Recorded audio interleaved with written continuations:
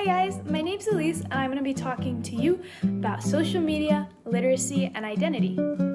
These topics really came to me because when we did our interviews, I came up with the question, how does social media affect literacy? And both of my interviewees thought that social media would negatively affect literacy, so that was really something that I wanted to look into. I also want to focus on how identity is connected to social media and through literacy, specifically in high school or in like the young adult range. It matters to me because I'm a high school student. I'm 17 years old and I'm a senior in high school, so I think I'm kind of in the middle of it. I use social media every day. I use it to express myself, to communicate with my friends. I also use it as a form of entertainment, and I even follow some news outlets on it. So I'm consuming so much media every single day, and I really want to find out more about it. I broke down my researching into like 3 themes. My first one is social media, and I just think that it's important because it's used a lot in today's society, and it's used in many different ways. Like I just said before, entertainment, communication, news, you use it in so many different ways, and you even use it to express yourself. So that kind of leads into the next one, which is identity. So just kind of learning who you are, how you want to be perceived, and what you want to be in the future. And then my last one is literacy.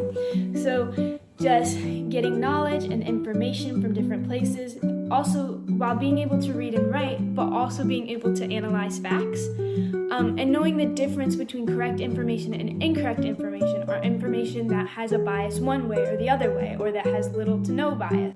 After I made my themes, I split it into 3 different topics, and I did the effects of school on identity, the effects of social media on identity, and the effects of social media on literacy. So for the effects of school on identity, I wanted to focus on how high school influences students' identities. I found a study titled The Role of the School Climate and High School Students' Mental Health and Identity Formation, a South Australian study. This article and study explains a growing mental health issue in Australia, and it was done to see how school affected students, affected their mental health and their well-being. And it came out to say that school has a positive effect on students. It helps boost morale and helps with their mental health. My next topic was social media on identity. I did not find a source for this yet, so I still have to work on that. But I wanted to research how social media influences young people and influences their identity. My last one was social media on literacy. I wanted to research the positive and negative effects of social media, and I found an article titled Exploring the Impact of Social Media on Language Use and Literacy Skills. The study was conducted to see how social media affects literacy. This specific piece I really liked because it had both positive and negative effects. A positive effect is that it helps introduce new vocabulary, but then a negative effect is that over time, it can poorly affect your attention span, so it makes you less likely to be able to analyze longer texts or bigger pieces of media. Overall, I think my focus is on the negative and positive effects of social media on literary skills, and then somehow I'm going to bring identity in with that. I struggled with finding creating a solid thesis or focus. I feel really good about what I have, but I don't know if I need to mention something about identity in it or make it less broad. While researching, I wanted to find pieces of info that were most relevant to my topic and my research. So I struggled a little bit with that, and I also struggled with staying on topic. So I would find interesting articles or studies, but they wouldn't really be relevant to my focus.